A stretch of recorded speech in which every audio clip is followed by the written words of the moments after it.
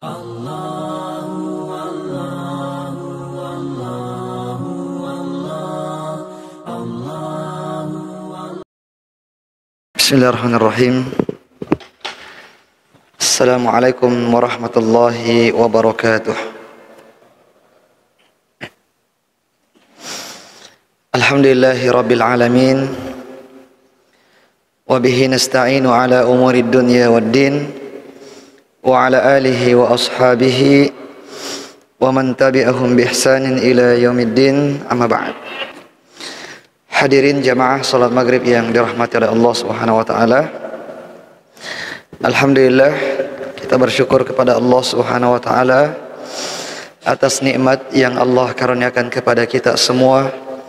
Salam dan salawat kepada Nabi kita Muhammad sallallahu alaihi wasallam. Jamaah salat maghrib yang dirahmati oleh Allah Subhanahu wa taala, kita melanjutkan pembahasan kita dari kitab yang berjudul Qisasul Anbiya Al-Qasasul Haqqa, kisah-kisah para nabi-nabi Allah Subhanahu wa taala yang merupakan kisah-kisah yang sahih. Kita melanjutkan pembahasan kita masih pada kisahnya Nabi Musa alaihissalam, dan kita akan lanjutkan pada surah Az-Zukhruf ayat 50. Pada surah Az-Zukhruf ayat 50, Allah Subhanahu wa taala berfirman, "Falamma kashafna 'anhumul 'adzaba idza hum yankuthun." Baik. Jadi pada pembahasan yang lalu kita sudah jelaskan bagaimana Allah Subhanahu wa taala mengazab Fir'aun dan pengikut-pengikutnya dengan berbagai macam malapetaka, dengan berbagai macam siksaan. Ya, di antaranya adalah dengan adanya at-tufan, banjir, ya, kemudian adanya al-jarad, belalang yang sangat banyak, al-kummal, kutu yang sangat banyak, ad-dafadi', katak yang sangat banyak, waddam, dan air mereka yang berubah menjadi darah. Itu adalah azab yang bertumpuk-tumpuk, ya, sehingga akhirnya Fir'aun pun memohon kepada Nabi Musa alaihissalam agar dia berdoa kepada Allah Subhanahu wa taala agar menghilangkan semua musibah, malapetaka, siksaan, ya, yang ditimpakan oleh Allah Subhanahu wa taala kepada mereka, dan berjanji, ya, janjinya adalah bahwa kalau Tuhanmu wahai Musa menghilangkan semua bencana ini, maka kami akan beriman kepadamu dan saya akan mengirim Bani Israel bersamamu. Saya akan melepaskan Bani Israel dari cengkraman saya, asalkan kamu mampu untuk menghilangkan segala bencana yang menimpa kami ini. Akan tetapi pada saat Allah Subhanahu wa taala menghilangkan semua malapetaka tersebut, ya, ternyata mereka langsung ingkar janji kepada Nabi Musa alaihissalam. Dia tidak mau beriman kepada Nabi Musa alaihissalam dan juga tidak mau membebaskan Bani Israel untuk pergi bersama dengan Nabi Musa alaihissalam. Nah, kemudian Allah berfirman di ayat setelahnya, "Wa nada Fir'aunu fi qaumihi qala ya qaumi alaysa li mulku Misra wa hadhihi al-anharu tajri min tahti afala tubsirun." Baik. Ya, dengan sombongnya Fir'aun mengatakan kepada kaumnya, "Wahai kaumku, bukankah Mesir ini adalah kerajaan milikku? Ya, Mesir ini adalah milik saya. Dan bukankah sungai Nil ini mengalir di bawah kakiku? Artinya di bawah kehendakku. Nah, apakah kalian tidak melihat hal tersebut?" Ya, jadi Fir'aun ini yang sangat congkak, yang sangat sombong, yang tadinya dia memelas kepada Nabi Musa alaihissalam agar berdoa kepada Allah Subhanahu wa taala untuk mengangkat segala bentuk musibah malapetaka yang Allah timpakan kepada mereka diakibatkan pembangkangan mereka kepada Nabi Musa alaihissalam. Namun ya, setelah Nabi Musa berdoa dan Allah menghilangkan segala malapetaka tersebut, kembali lagi sifat sombongnya. Ya, kembali lagi sifat sombongnya Fir'aun dengan mengingatkan lagi kaumnya bahwasanya kalian jangan tertipu dengan apa yang terjadi. Itu semuanya hanyalah sihirnya Musa, dan ketahuilah bahwasanya Mesir ini ya, semuanya adalah milik saya, kerajaan saya, dan sungai Nil yang sangat bermanfaat bagi kita itu semuanya mengalir di bawah kehendak saya. Ya, jadi seperti itu hatinya orang-orang yang sudah tertutup, meskipun dia melihat bagaimana kelemahan dia, bagaimana kebesaran Allah Subhanahu wa taala, bagaimana kebenaran yang dibawa oleh Nabi Musa alaihissalam, tapi semuanya itu mental, semuanya itu dikali nol. Tidak ada yang bermanfaat bagi Firaun. Kemudian Allah berfirman, Am ana khairum min hadzal ladzi huwa mahinun wa la yakadu yubin. Tayyib. Ya, kembali Firaun mengingatkan kaumnya, menurut kalian mana yang lebih baik, sayakah ataukah Musa ini yang hina ini, yang bahkan untuk berbicara, untuk menjelaskan apa yang dia ingin katakan itu hampir tidak jelas. La yakadu yubin. Ya, sebagaimana kita ketahui bahwa Nabi Musa alaihissalam kekurangannya itu adalah ya tidak lancar, tidak fasih berbicara, disebabkan oleh dulu di waktu kecil ya dia memasukkan bara ke dalam mulutnya yang membuat lidahnya terluka, yang membuatnya sulit untuk ya menjelaskan apa yang dia inginkan, sehingga ya, Firaun yang unggul dalam masalah itu, unggul dalam masalah kedudukan karena dia adalah seorang raja, dan unggul dalam menjelaskan, dalam berbicara, dia mengingatkan kepada kaumnya mana yang lebih mulia, mana yang lebih baik, apakah saya ataukah Musa ini yang hina, yang bahkan berbicara pun terbata-bata, sulit dipahami apa yang dia katakan. Nah, oleh karena itu pula lah sehingga Nabi Musa alaihissalam minta kepada Allah, ya Allah, utus juga Harun untuk menemaniku, karena dia adalah afsahu minni lisana, karena dia lebih fasih ya di dalam berbicara. Taib. Jadi itu anggapan orang-orang yang kufur. Dia tidak memandang kepada apa yang dia bawa, mukjizat yang dia bawa. Yang dia lihat cuma pandangan secara zahir saja. Karena Nabi Musa itu tidak punya kerajaan, kekuasaan, berbicara pun sulit. Secara zahir ini merupakan sebuah status yang rendah dibandingkan dengan statusnya Fir'aun. Ya, tapi kacamata kebaikan bukan dilihat dari situ. Kacamata kebenaran bukan dilihat dari siapa yang lebih fasih berbicara, maka dialah yang paling benar, tidak. Tapi ukuran kebenaran adalah siapa yang datang membawa petunjuk dari Allah Subhanahu wa taala, meskipun mungkin dia dalam menjelaskan kurang mampu. Tapi ukuran kebenaran sekali lagi bukan dilihat dari situnya. Nah, kemudian Allah berfirman, "Falaula ulqi alaihi aswiratun min dhahabin aw jaa'a ma'ahul malaikatu muqtarinin." Baik. Ya, ini pandangannya orang-orang yang semuanya itu materi. Ukuran kebenaran kemudian itu adalah berdasarkan pada materinya, bukan berdasarkan hatinya, tapi berdasarkan apa yang dia miliki. Firaun mengatakan, ya kenapa Musa itu, kalau memang dia adalah orang yang Allah cintai, kenapa dia tidak menggunakan saja emas, semuanya emas, serba emas, sebagai simbol kekayaan, ya, sebagai simbol kemuliaan. Dia menganggap bahwa simbol kemuliaan itu ada pada kekayaan, ada pada jumlah emas yang dia miliki. Sekiranya memang Allah cinta kepada Musa, seharusnya Musa itu berjalan dengan pakaian emas, perhiasan emas dan sebagainya.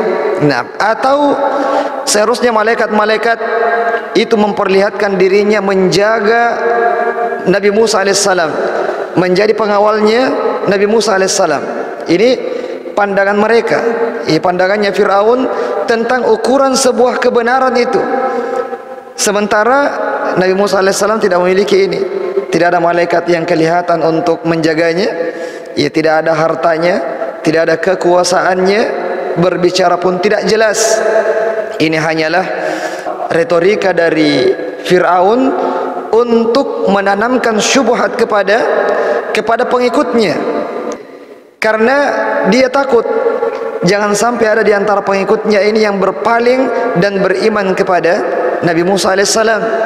Karena Nabi Musa alaihissalam datang dengan berbagai macam tanda-tanda Allah Subhanahu wa taala. Jadi Nabi Musa itu datang dengan berapa tanda? Dengan 9. Ya, Allah mengatakan walaqad ataina Musa 9 ayatin bayyinat. Allah Subhanahu wa taala memberikan kepada Musa 9 tanda kekuasaan. Apa yang ke-9 itu? Tongkat jadi ular, ya, kemudian tangannya yang terang benderang, kemudian musibah yang menimpa Bani Israel, ya, karena doanya Nabi Musa alaihissalam berupa sinin yaitu kemarau yang berkepanjangan. Yang ketiga, yang keempat adalah naqsi minas samarat, kurang buah-buahannya mereka. Kemudian yang kelima adalah tufan, banjir. Yang keenam adalah al-jarad, belalang. Yang ketujuh adalah kummal, kutu. Yang ke-8 adalah difda' atau katak. Dan yang ke-9 adalah darah.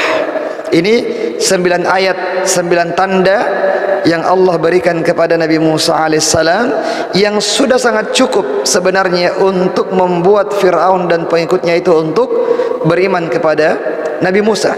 Ya, tapi dia tidak mau beriman, makanya dia mau mencari celahnya itu Nabi Musa. Ya, kira-kira di mana celahnya Nabi Musa ini? Untuk dia sampaikan kepada kaumnya, untuk memberikan syubhat. Ya, syubhat kepada kaumnya bahwa Musa ini tidak layak untuk diikuti. Nah, itu yang dilakukan oleh orang-orang yang batil. Dia selalu mendakwahkan kebatilannya dan melarang orang untuk mengikuti kebenaran bagaimanapun caranya. Di antaranya adalah dengan menghembuskan syubhat-syubhat yang bisa melemahkan kebenaran itu. Nah, ini syubhatnya Fir'aun ini. Dia mengatakan bahwa Musa itu orang yang hina, tidak punya kekuasaan, orang terbuang dia. Kemudian datang kembali orang yang tidak bisa berbicara dengan baik, kemudian tidak punya harta dan tidak punya pengawal dari malaikat. Ya, syubhatnya ya. Kemudian Allah berfirman, fastakhaffa qaumahu fa'ata'uhu innahum kanu qauman fasiqin. Ya, ternyata Fir'aun berhasil untuk meyakinkan kaumnya bahwa Musa itu bukan orang yang layak untuk diikuti. Nah, dan berhasil menguatkan kaumnya bahwasanya Fir'aunlah yang paling berhak untuk diikuti, dan dia adalah Tuhan yang disembah selain Allah Subhanahu wa taala. Jadi ini fitnah kekuasaan ya. Karena Fir'aun punya kekuasaan, punya power, sehingga kalimatnya itu gampang diterima oleh kaumnya. Nah, dengan kalimat yang sangat tidak masuk akal sebenarnya, dibandingkan dengan mukjizat yang dibawa oleh Nabi Musa alaihissalam, itu tidak sebanding sama sekali. Tapi karena ada fitnah kekuasaannya Fir'aun, dia punya power, dia punya kekuatan, sehingga mampu untuk mempengaruhi kaumnya. Nah, kemudian Allah berfirman, falamma asafuna intaqamna minhum fa'aghraqnahum ajma'in. Baik. Pada saat mereka sudah sampai pada puncak kedurhakaan mereka, maka Allah Subhanahu wa taala pun akhirnya membinasakan mereka semua dengan ditenggelamkan di laut. Kalau sebelumnya katak, darah, kutu itu semuanya tidak membinasakan mereka memang, tapi membuat mereka setengah mati. Tapi dengan laut itu mereka semuanya binasa tanpa terkecuali. Nah, kemudian jemaah yang dirahmati oleh Allah Subhanahu wa taala, pada pertemuan yang lalu kita sudah menjelaskan bagaimana kesudahan dari Fir'aun. Nah, dan bala tentaranya yang ditenggelamkan oleh Allah Subhanahu wa taala di laut Merah. Nah, dan di saat itu Fir'aun mengatakan bahwa saya beriman kepada Tuhannya Musa. Dia mengatakan amantu annahu la ilaha illa alladhi amanat bihi banu Israel wa ana minal muslimin. Saya beriman bahwasanya tidak ada Tuhan kecuali Tuhan yang diimani oleh Banu Israel, dan saya termasuk orang-orang yang muslim, orang-orang yang berserah diri. Akan tetapi apa yang dikatakan oleh Fir'aun di saat sekarat itu tidak lagi bermanfaat baginya. Nah, tobatnya orang-orang yang sudah sekarat, yang nyawanya itu sudah di kerongkongannya, tidak lagi diterima oleh Allah Subhanahu wa taala. Namun sebelum itu pintu taubat terbuka selebar-lebarnya. Nah, kemudian jamaah yang dirahmati oleh Allah Subhanahu wa taala, dengan tenggelamnya Fir'aun dan bala tentaranya, maka selesai urusan Nabi Musa dengan Fir'aun. Nah, selesai permasalahan Nabi Musa dengan Fir'aun. Sekarang permasalahan Nabi Musa berpindah kepada siapa? Bani Israel, kepada kaumnya sendiri. Tadi permasalahan Nabi Musa dengan Fir'aun yang panjang itu, semuanya berakhir dengan tenggelamnya Fir'aun dan bala tentaranya. Sekarang setelah melewati Laut Merah itu, masalah yang terjadi adalah perkara antara Nabi Musa dengan kaumnya, dengan Bani Israel yang suka melanggar, yang suka membangkang kepada Nabi Musa alaihissalam, apalagi kepada Nabi Harun. Nah, taib, kita ambil atau kita bahas ayat berikutnya, Al-A'raf 138. Allah berfirman, وَجَاوَزْنَا بِبَنِي إِسْرَائِيلَ الْبَحْرَ فَأَتَوْا عَلَى قَوْمٍ يَعْكُفُونَ عَلَى أَصْنَامٍ لَهُمْ قَالُوا يَا مُوسَى اجْعَل لَّنَا إِلَٰهًا كَمَا لَهُمْ آلِهَةٌ قَالَ إِنَّكُمْ قَوْمٌ تَجْهَلُونَ. Taib. Ini kejadian setelah Allah selamatkan mereka dari seorang raja yang zalim yang memperbudak mereka selama bertahun-tahun lamanya, dan mereka melihat bagaimana tanda kebesaran Allah pada saat lautan itu terbelah menjadi dua. Nah, kita bisa bayangkan kalau kita di posisinya Bani Israel, kita melihat lautan terbelah, itu luar biasa. Itu mukjizat, tidak bisa dipungkiri, kenyataan yang luar biasa. Nah, kenikmatan yang luar biasa. Nah, tapi ketika mereka melewatinya, berjalan, nah, dan ketika mereka melewati sebuah kaum yang menyembah berhala, mereka mengatakan kepada Musa alaihissalam, wahai Musa, buatkan juga kami ini Tuhan sebagaimana mereka punya Tuhan-Tuhan. Buatkan juga kami ini berhala sebagaimana mereka punya berhala-berhala. Nabi Musa mengatakan, sungguh kalian adalah orang-orang yang bodoh. Bagaimana mungkin kalian minta dibuatkan berhala kalian sembah selain Allah Subhanahu wa taala, padahal baru-baru saja kita diselamatkan oleh Allah Subhanahu wa taala dari kezalimannya Firaun dengan cara yang luar biasa. Bukan dengan cara yang biasa-biasa saja, tapi dengan tanda kekuasaan yang luar biasa, lautan yang terbelah untuk mereka, kemudian bersatu kembali untuk menenggelamkan Fir'aun dan bala tentaranya. Tapi itu semua tidak menjadikan Bani Israel itu meresap masuk keimanan ke dalam hatinya.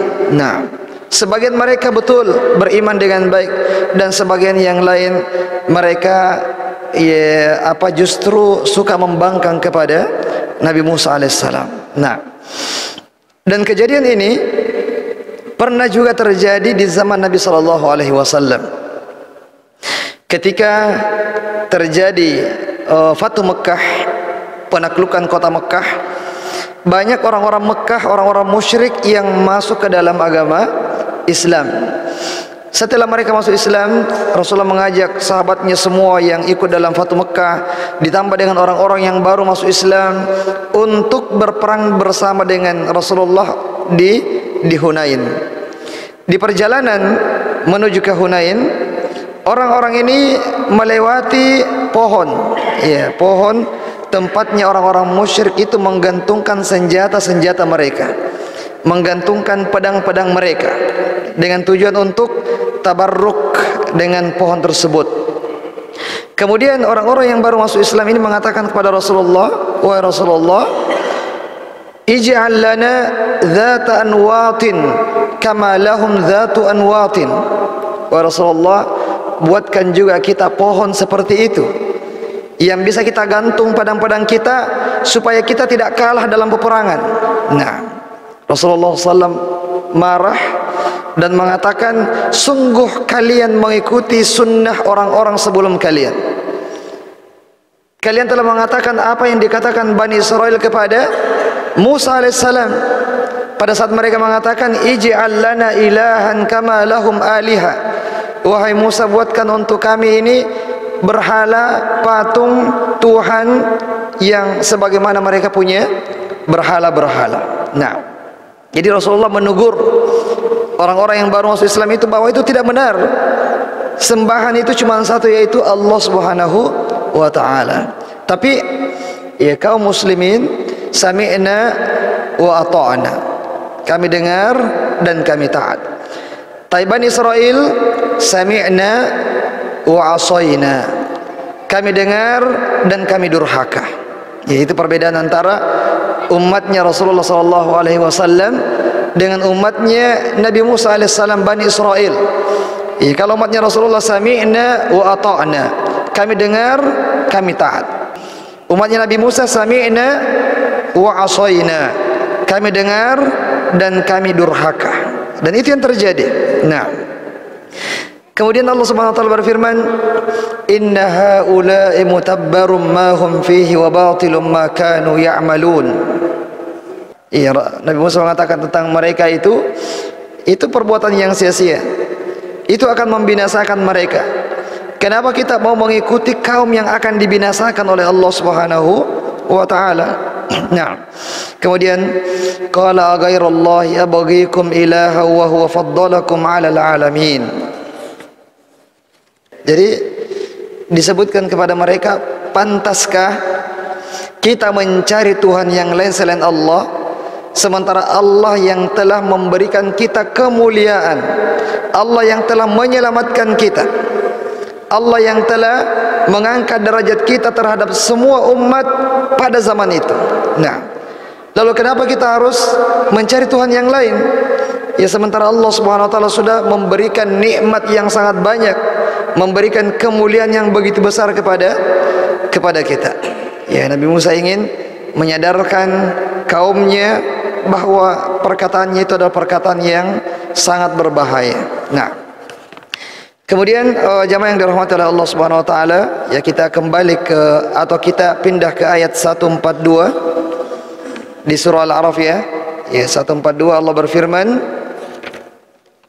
"Wa wa'adna Musa 30 lailatan wa atmamnaha bi 'ashrin fatamma miqatu rabbih 40 lailah wa qala Musa li akhihi Harun akhlifni wa fi qaumi wa aslih wa la tattabi' sabilal mufsidin." Baik. Jadi, ya, kisah yang tadi sudah selesai. Ya, mereka melanjutkan perjalanannya.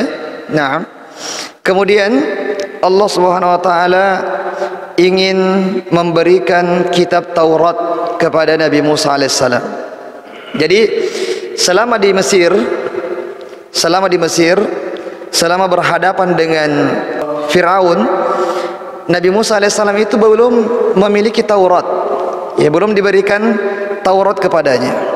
Yang ada hanyalah wahyu, ya, kemudian tidak ada kitab. Ya, tidak ada kitab, ya. Tidak ada wahyu berupa kitab. Nah, karena memang di zaman Musa dengan Firaun itu fokus dakwah yang disampaikan oleh Nabi Musa alaihissalam hanya berkutat pada masalah akidah, mentauhidkan Allah Subhanahu wa taala, beriman kepada hari akhir, ya, beriman kepada hari akhir, dan juga masalah akhlak.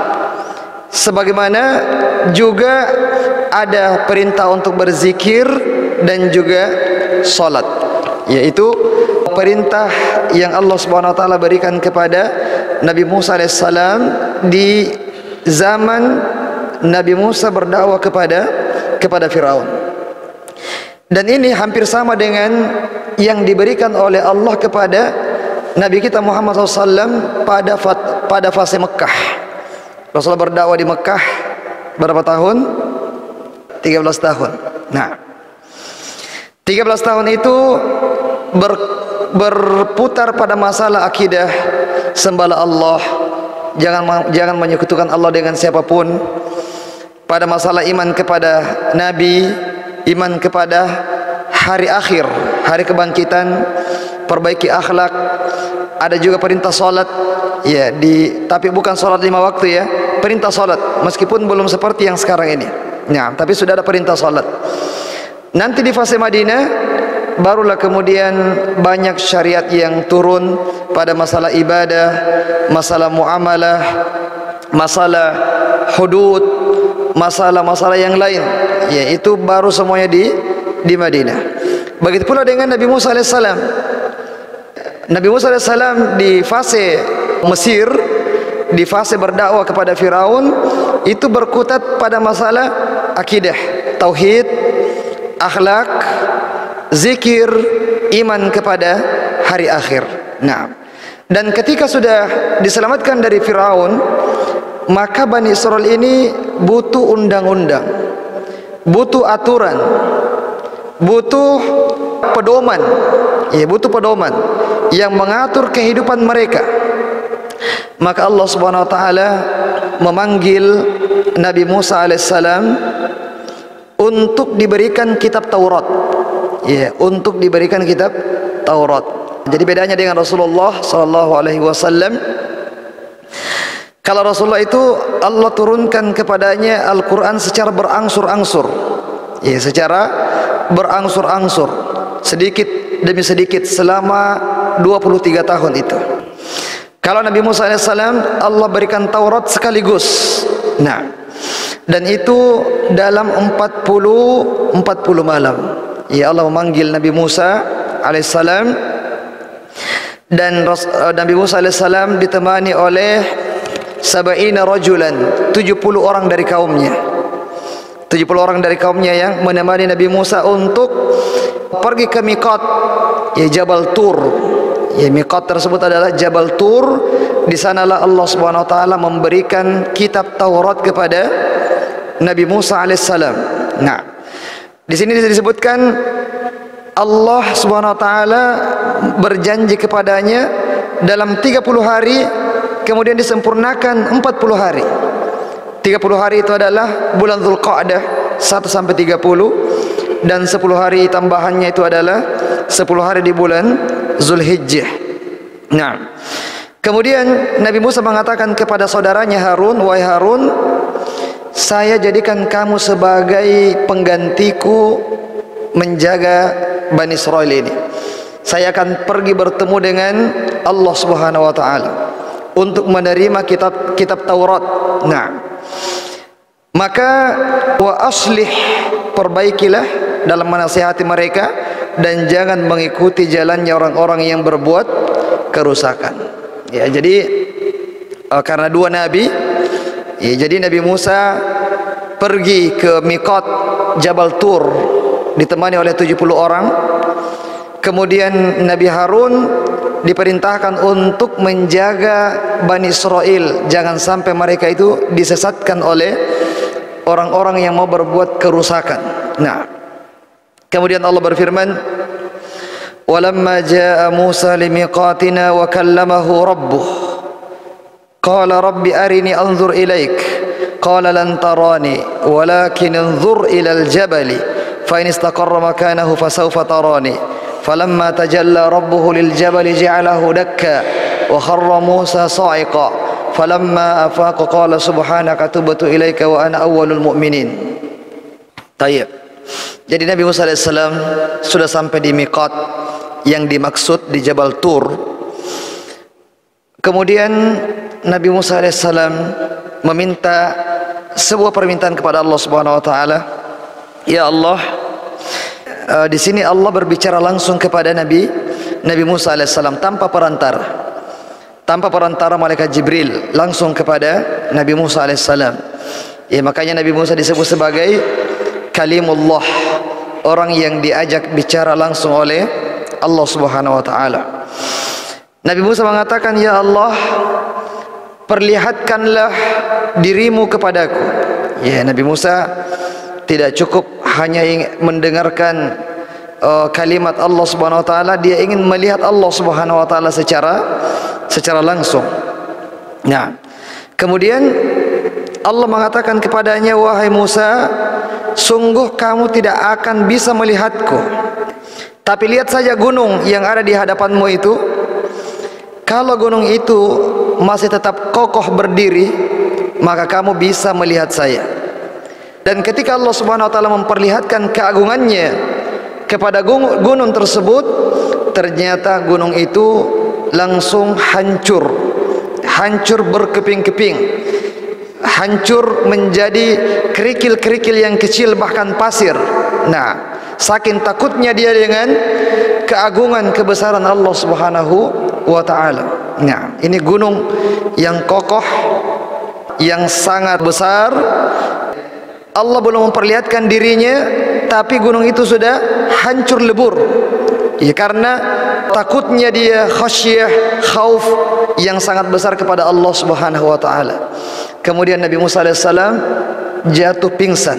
Nah, dan ketika dia tersadar, dia mengatakan, Maha suci Engkau ya Allah, saya bertaubat kepadamu, saya sudah tidak beradab kepadamu, saya sudah meminta permintaan yang tidak layak untuk saya minta kepadamu. Nah, dan sesungguhnya saya adalah orang yang pertama beriman. Nah, jadi jamaah yang dirahmati oleh Allah Subhanahu Wa Taala, tidak ada manusia yang dalam kehidupan dunianya dia masih hidup yang bisa melihat Allah Subhanahu Wa Taala. Bahkan Nabi kita Muhammad sallallahu alaihi wasallam sekalipun pada saat Isra Mi'raj diangkat ke langit ke Sidratul Muntaha, itu tidak melihat Allah Subhanahu Wa Taala. Nah, padahal dia sudah diangkat ke langit, di langit yang tertinggi di Sidratul Muntaha, dia tidak melihat Allah Subhanahu Wa Taala. Nah, tapi bukan berarti bahwa kita tidak akan pernah selama-lamanya untuk melihat Allah Subhanahu Wa Taala. Kalau di dunia memang tidak, tapi nanti Allah Subhanahu Wa Taala akan memberikan kemuliaan kepada penghuni surga ketika semuanya telah masuk surga. Nah, kemudian Allah Subhanahu Wa Taala akan menyingkap tabir sehingga semua penghuni surga bisa melihat wajah Allah Subhanahu Wa Taala. Dan Allah bertanya kepadanya, apakah ada yang kalian inginkan ya setelah nikmat ini? Ya, mereka semua mengatakan bahwa tidak ada lagi. Nah, semua nikmat yang mereka rasakan di surga sebelumnya, semuanya mereka lupakan dengan nikmat melihat kepada keagungan wajah Allah Subhanahu Wa Taala. Nah, dan itulah ziyadah. Walladzina ahsanu fi hadhihi dunya husna wa ziyadah. Dan bagi orang-orang yang berbuat baik di dunia, baginya husna. Husna itu adalah surga, wa ziyadah, tambahan itu adalah melihat kepada wajah Allah Subhanahu wa taala. Nah, jadi di dunia ya memang kita tidak akan mampu untuk melihat Allah Subhanahu wa taala, namun di akhirat ya di surga Allah Subhanahu wa taala akan memberikan kenikmatan kepada penghuni surga dengan menyingkap tabir dan melihat wajah Allah Subhanahu wa taala. Nah, tapi sekira cukup sampai di sini jamaah yang dirahmati oleh Allah Subhanahu wa taala. Insyaallah kita akan lanjutkan masih tentang kisahnya Nabi Musa alaihissalam. Ya, jadi agak panjang ya. Hampir sama dengan kisahnya Nabi Yusuf alaihissalam. Nah, baik, kita cukupkan dengan doa kafaratul majlis. Subhanakallahumma bihamdik, asyhadu an la ilaha illa anta astaghfiruka wa atubu ilaik. Assalamualaikum warahmatullahi wabarakatuh.